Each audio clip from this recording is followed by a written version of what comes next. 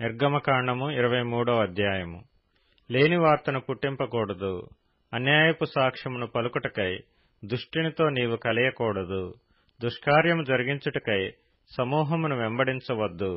న్యాయమును త్రిప్పివేయుటకు సమూహముతో చేరి వ్యాజ్యములలో సాక్ష్యము పలకకూడదు. వ్యాజ్యమాడువాడు బీదవాడైనను వాని ఎడల పక్షపాతముగా నుండకూడదు.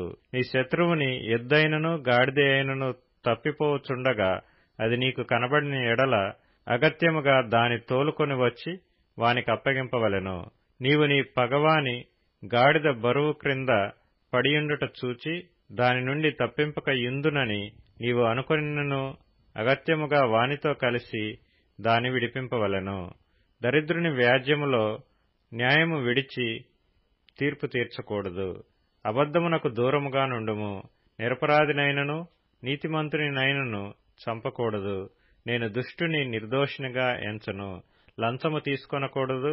లంచము దృష్టి గలవానికి గ్రుడ్డితనము కలుగజేసి నీతిమంతుల మాటలకు అపార్థము చేయించును. పరదేశిని బాధింపకూడదు. పరదేశి మనస్సు ఎట్లుండునో మీరెరుగుదురు. మీరు ఐగుప్తులో పరదేశులై ఇంటిరి గదా.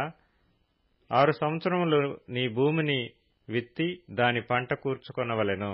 7వ సంవత్సరమున దానిని బీడు విడువవలెను.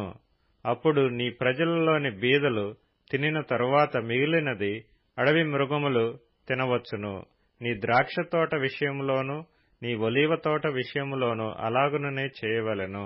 6 దినములు నీ పనులు చేసి నీ ఎద్దును నీ గాడిదయు నీ దాసి కుమారుడును పరదేశీయు విశ్రమించున్నట్లు 7వ దినమున ఊరక ఉండవలెను. నేను మీతో చెప్పిన వాటినన్నిటినీ జాగ్రత్తగా గైకొనవలెను. వేరొక దేవుని పేరు ఉచ్చరింపకూడదు. అది నీ నోటి నుండి రానియ తగదు. సంవత్సరమునకు 3 మారులు నాకు పండుగ ఆచరింపవలెను. పులియన రొట్టెల పండుగనాచరింపవలెను. నేను నీకు ఆజ్ఞాపించినట్లు అబీబు నెలలో నీవు ఐగుప్తులో నుండి బయలుదేరి వచ్చితివి గనుక ఆ నెలలో నియామక కాలమందు 7 దినములు పులియన రొట్టెలను తినవలెను. నా సన్నిధిని ఎవడనూ వట్టి చేతులతో కనబడకూడదు. నీవు పొలములో విత్తిన నీ వ్యవసాయముల తొలి పంట యొక్క కోత పండుగను, పొలములో నుండి నీ వ్యవసాయ ఫలములను నీవు కూర్చుకొనిన తరువాత సంవత్సరాంతమందు ఫల సంగ్రహపు పండుగను ఆచరింపవలెను. సంవత్సరమునకు 3 మారులు పురుషులందరూ ప్రభువైన యెహోవా సన్నిధిని కనబడవలెను. నా బలుల రక్తమును పులిసిన ద్రవ్యముతో అర్పింపకూడదు. నా పండుగలో నర్పించిన క్రొవ్వు ఉదయం వరకు నిలువ ఉండకూడదు.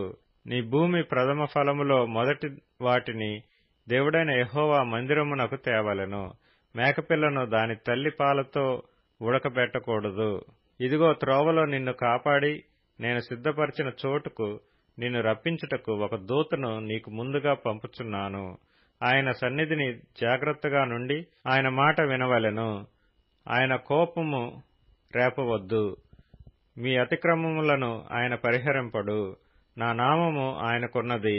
అయితే నీవు ఆయన మాటను జాగ్రత్తగా విని నేను చెప్పినది యావత్తు చేసిన ఎడల నేను నీ శత్రువులకు శత్రువును నీ విరోధులకు విరోధినై యుందును.